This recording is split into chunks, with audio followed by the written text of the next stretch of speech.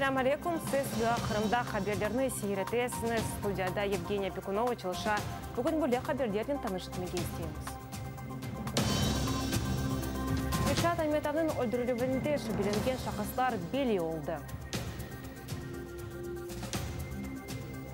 Азат етілген Олег Сенцов и Александр Кольченконың матбуат конференциясы. Рустем Сейтхалиловның некиесі.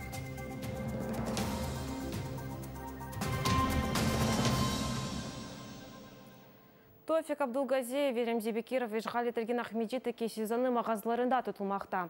Бұақта Қырым бірдемегі хабер етмекте Дейджи Эмиль Курбединов бүгін Тофик Абдулгазиевнің күрішті от тұлып шіретлері ақында еке еткен.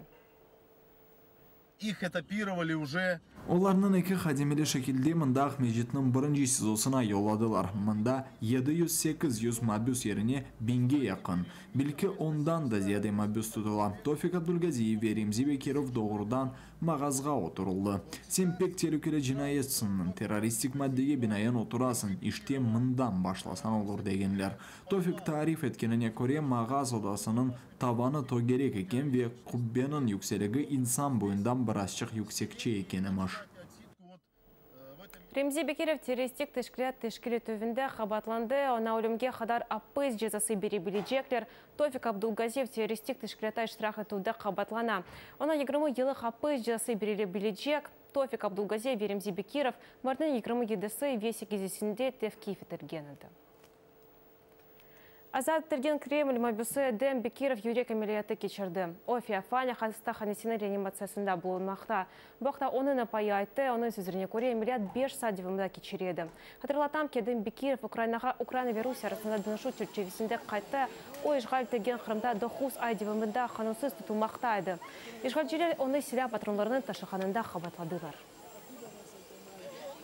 Ришат Айметовның қырсызлап өлдірілуінде шүбеленген шақыстар белі олды. Бақта бізге Қырым прокуратурасының матбуат кетебі Катерина Диденко айты. Шүбеленгендері қылқыра қыдыруға илян етілді. Бүгін жинайет ачылыққа қавышты ве самооборона Крыма денелген тешкілят іштерақчылеріне қарсызлап құсысында шуби алтында алғанларын аққында хабер етілді. Шуны қайд етмек керектір. Бұл қырсызлауға Русия Федерациясының арби ел башчылық еткен ве о айны заманда Украинаның шарқында да женклешкені білді. Ришат Айметов экибінің 4-ші сенесі мартын 3-інде Ахмеджитте қырсызланған еді. 12 күнден сон оның жеседі тырлада тапыла. Экибін 17 сенесі өлімінден сон она Украина қарманы ұнваны берілді. Азат Терген саяси мабюс Олег Сенцов Ишғал Терген Қырымға бармамақ ниетінде. Бұақта Окейбде кешкен матбуат конференциясында айтты. Бүгін о ве Александр Кольченко журналистлерінің ось планлары қанда сөбетлешті. Менден сорajaq olsanız men bu dünyada en mükemmel olğan ekişeyle uğraşmak niyetindeyim. Bir kino çekmek diğer yaşamak. Kırım meselesinde ise anda tek tanklar üzerinde kaytacağım, lakin şimdi imkansız. Elbette anlağandırsınız ki benim sözlerimni tam manada kabul etmek yanlış olur. Şahsi hayatım hususunda ise men Kiyev'de yaşayacak olan bir kızım artık mında koçup geldi. Александр Кольченко Таврия Милли университетінде қовыны диван мүттермек ниетінде. Бұндан қары о ярымыдаға қайтып келмеге істегенін ақында айтым. Şimdilik hiç bir türlü plan kurmadım. İlkevdile biraz rahatlanıp alışmak isteyim. Putin devlet başında alған müddet içinde Kırım'a kaytmamak niyetindeyim. Олег Сенцов и Александр Кольченко Русия апыз қанелерінде 5 жылдан зияда кечірділер.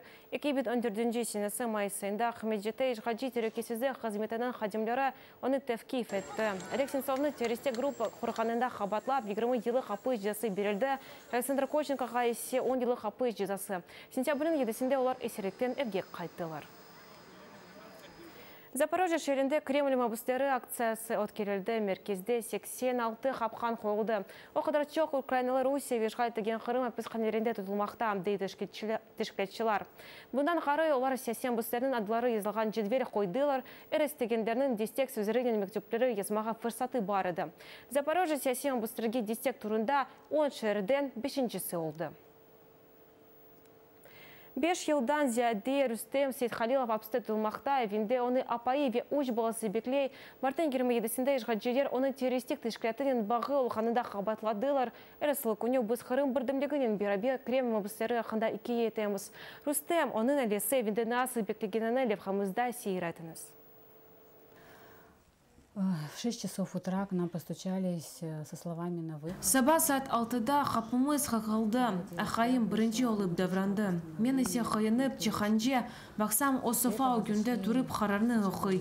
Bundan son maska takan adamlar elinde avtomatlardan sürüp girdi. Ayakkabını çıkarmay evine dolanıp çıktılar. Artlarında takikatçı ve şartlar girdi. Trebesizce davrandılar, üstümüzden kulmege hareket ettiler. Divanda oturup arada bir ayak yoluğa da çıkıp geldiler. İlk evliya yatak odasında dindiler. Kağıt, dolapçıkına baktılar. Ardından amam odasını da kırıp gördüler. Техникалардан планшет ve sistema blokunu alıp gittiler. Telefon, Akayım'ın Rusya pasportunu tintünden evvel aldılar. Takikatçı olar ayırıp koygan her şeyini birer yazıp aldı. Biz bu arada masa üstünde 2 kitap turganını kurduk. Bu haydan kilidi dep soradılar. O bizim değil dedik. Olar aşkhanınızdaki şifanyer üzerinde duraydı dediler. Bu tamam biz abdest algan ve namaz kılgan arda oldu. Yani vay mında kitaplar var iken manada bir şey aytılmaganadı. Biz onlarını ancak masa üstünde iken kurduk. Tintuf sonunda masa üstünde yataydı olar.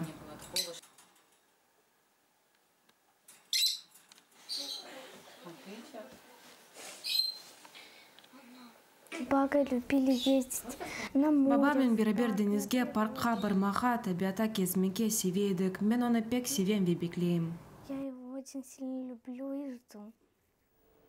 Eli adamdan ziyade Ukrayna Rusya'ya karşı halkara davasında şartlık yapacak. Bu hafta bizge Adliye Nazirinin muavini Ivan Lişin aytı.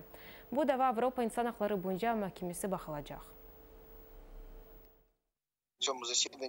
İş bu mahkeme oturuşunda deliller bakılmayacak, tek şartlar sorgulanıp, ırkçılıklarının asıl olup olmağına teşkil edecekler. Diğer taraftan Ukrayna kırı kaydar delili hazırlap verdi, tek Kırım'ın uzun de 50 şart var. Esas şartlar ilhak esnasında ya da ondan son Rusya tarafından sistematik olarak insanların hukukları bozulğanına ispat etken faktlarının mevcut olmasıdır.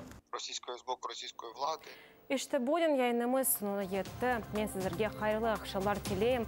Sağlıklı kalınız.